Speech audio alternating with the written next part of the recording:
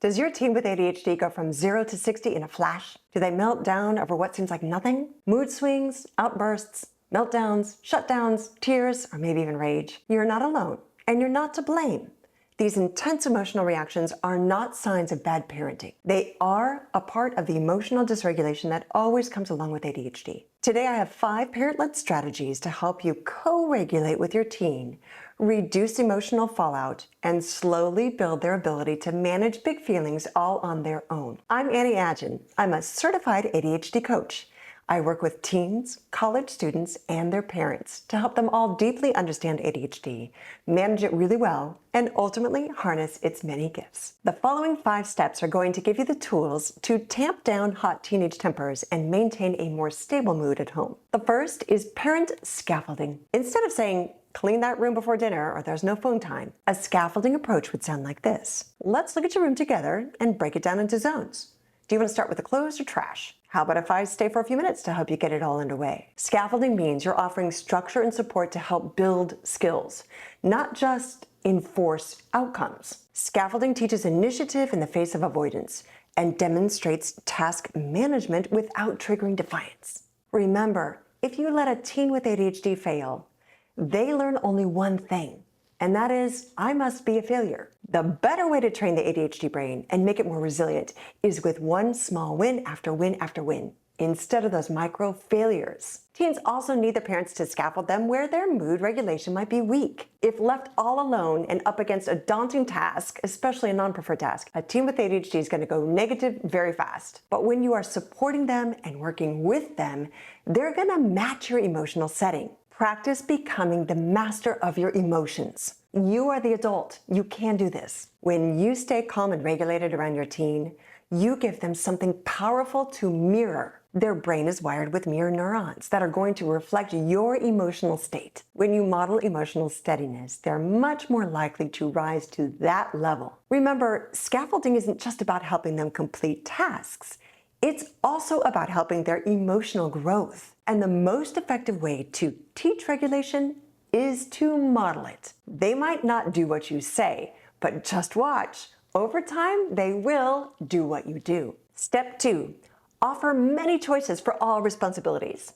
I call these soft choices. Rather than saying, you need to start your homework now, come on, let's get to it. Try, what's gonna work better for you tonight? Doing homework before or after dinner? You're still guiding them toward the non-negotiable homework, but by offering some choice in the how and when, you're significantly reducing resistance and building internal or intrinsic motivation. When given a choice in any matter, it makes their brain feel like they have some sense of control. Individuation, that's the process of being less reliant on parents while becoming more of an adult, makes it especially painful for teens of ADHD because they want more independence too, just like any other teen.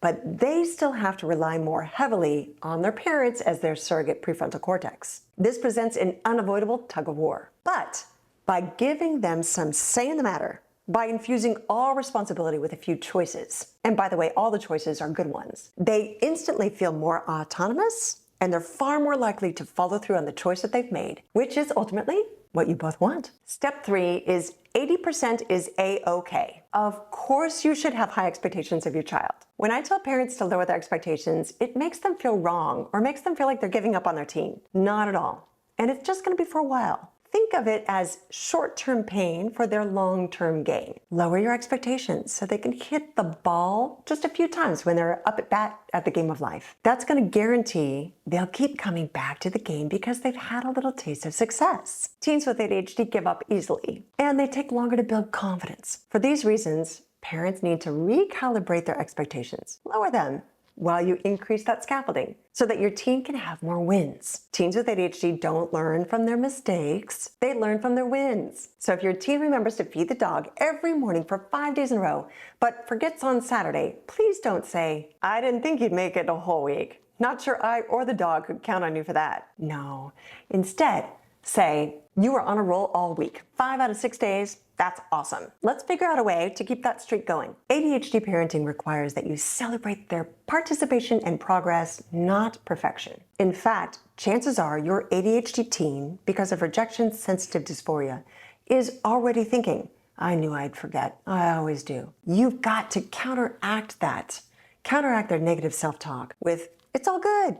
80% is absolutely a-okay." Don't let the one day shadow your 5-day streak. I, for one, am very happy about the 4-day streak. And so is the doggy. Plus, I'm always here to help you whenever you forget a day. Just let me know, and I'll fill in for you. You and I together, we make 100%. ADHD brains tend to slip into 2 gears, all or nothing, task paralysis or task perfection, and neither of those are good options. Setting the bar at 80% helps them more easily start because the lower expectation feels more attainable. And 80% also keeps them from becoming perfectionist about the task, getting it done to the exclusion of all the other important things that they still have to do. Productivity first, and then you can help to improve the quality of their work. Step 4 is don't call attention to minor offenses. If your teen slams the cabinet door after being told to unload the dishwasher, don't be tempted to say, "Whoa, what's that all about? I just asked you to unload the dishwasher." Instead, don't mention the outburst at all. Try doing and saying this instead. "Hey, thanks for pitching in. I'll help you finish off the dishwasher." And yes,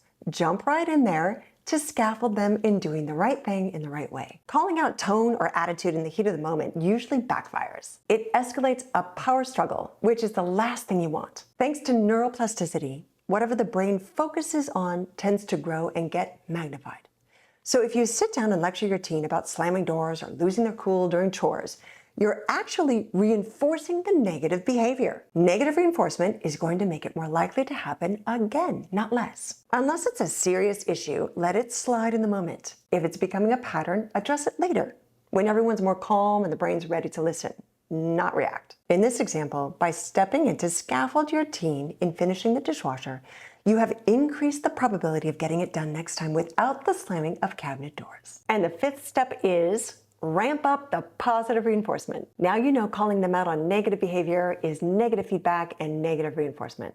Let that go and replace it with only catching them when they're good. For example, when your teen independently gets out of bed in the morning and starts their morning routine, you could say something like, "Hey, you were up on your own, dressed and downstairs before I even had a chance to check on you this morning." Great self-reliance. Praise works best when it's specific, immediate, and tied to their efforts and intentions, not tied to outcomes. Your positive praise builds self-esteem and increases future cooperation. Practice a 1-to-2 ratio. For any one time you redirect or discipline or remind them, make sure you double up the number of times that you give positive praise. This parenting approach is going to manifest more of the desired behaviors and fewer offensive behaviors. Again, that's all based on neuroplasticity. What you concentrate on is going to expand in their brain and etch out a deep pathway of neuronal circuitry, making that pathway more likely to fire next time. Neurons that fire together wire together. So place more of your attention on the good stuff, and more good stuff is what you're going to get. And there you have it. 5 key steps to take in parenting your teen with ADHD to support and stabilize their mood and emotional regulation. Scaffolding, offering lots of self-choices, setting the bar at 80% is a-okay, overlooking minor mistakes, and ramping up your positive praise. These steps build them up, build their skills, and build your relationship with them. Remember, ADHD isn't personal. It's not your teen's fault. It's not your fault. It's not personal, but it is serious. There's a 50 to 80% chance that an ADHD brain will also experience another or several other coexisting conditions, and a mood disorder can be one of them. If your teen is having severe meltdowns and they persist week over week, more than 4 or 5 times a week, then that's time to seek out a professional, your pediatrician, a child psychologist, or maybe a psychiatrist. Mood dysregulation is always a challenging part of ADHD, but a full-blown disruptive mood disorder does need to be evaluated and treated by a doctor to make sure that you and your teen get all the help that you need. Mom and Dad, you are always doing the best that you can with the resources that you have. Your parenting can't create a mood disorder, but disruptive parenting can make a mood disorder a lot worse. Now you have new resources, new insights, and 5 new steps to follow so you can improve your teen's emotional regulation and well-being. You've got this. You don't have to do it alone. You've got me. I'm always in your corner and always wishing you all A's in your every parenting endeavor.